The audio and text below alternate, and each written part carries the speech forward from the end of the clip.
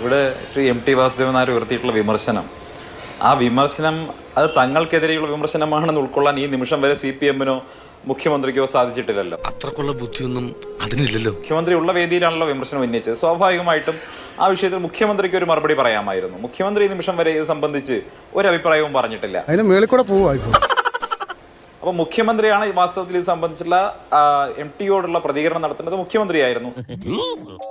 പക്ഷെ അതിന് പകരം ഞങ്ങളെയല്ല ഉദ്ദേശിച്ചത് എന്ന് പറഞ്ഞുകൊണ്ട് MT-യുടെ വിമർശനത്തിൽ നിന്ന് എങ്ങനെയെങ്കിലും രക്ഷപ്പെടാനുള്ള ഒരു പരിശ്രമം CPM-ന്റെ നേതാക്കന്മാർ നടത്തിക്കൊണ്ടിരിക്കുന്ന സമയത്താണ് ലീലാവതി ടീച്ചറുടെ ഭാഗത്തുനിന്ന്, M മുകുന്ദന്റെ ഭാഗത്തുനിന്ന്, സാനുമാഷ്ട ഭാഗത്തുനിന്നൊക്കെ ഇത്തരം വിമർശനങ്ങൾ വീണ്ടും വീണ്ടും ആവർത്തിക്കുന്നത്.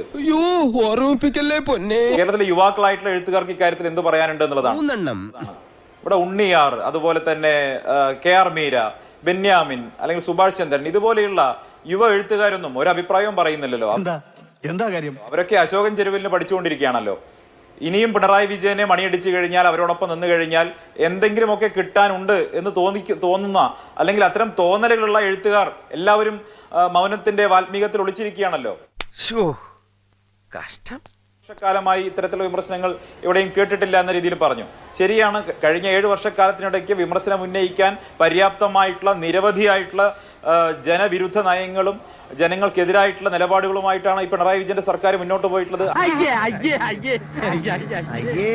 അടിച്ചമർത്തലുകളുണ്ട്, മാധ്യമപ്രവർത്തകർക്കെതിരെയുള്ള കേസെടുക്കലുകളുണ്ട്. കാര്യമാണ് ഞാൻ പറയുന്നത്. ഇന്നിപ്പോ ശരിക്കും MT-യുടെ വിമർശനം ഉൾപ്പെടെയുള്ള വിഷയങ്ങളിൽ നമ്മുടെ ഗോവിന്ദനൊക്കെ നടത്തുന്ന പ്രതികരണങ്ങൾ കാണുന്ന സമയത്ത് നമുക്ക് പറയാൻ തോന്നുന്നത് അത് നിങ്ങൾ മസിനഗുഡി വഴിക്ക് ഊട്ടി പോയി പറഞ്ഞാൽ മതി എന്നുള്ളതാണ്. ജനങ്ങൾ വിശ്വസിക്കാൻ പോകുന്നില്ല. ഇത്തരത്തിലുള്ള കാര്യങ്ങളാണ് പറയുന്നതെങ്കിൽ, അത്തരത്തിലുള്ള ന്യായീകരണങ്ങളാണ് പറയുന്നതെങ്കിൽ കേരളത്തിലെ ജനങ്ങൾ അത് വിശ്വസിക്കാൻ പോകുന്നില്ല. നോക്കൂ, 20 വർഷം മുമ്പുള്ള വിമർശനം വീണ്ടും MT ഉന്നയിച്ചു എന്ന് പറയുന്ന സമയത്ത് അത് വാസ്തവത്തിൽ MT അവഹേളിക്കുന്നതിന് തുല്യമല്ലേ? MT-യെ പോലെ ഒരു മനുഷ്യന്റെ ചിന്താശക്തിയെ അവഹേളിക്കുന്നതിന് തുല്യമായിട്ടുള്ള പരാമർശമല്ലേ ഗോവിന്ദ മാഷ് നടത്തിയത്?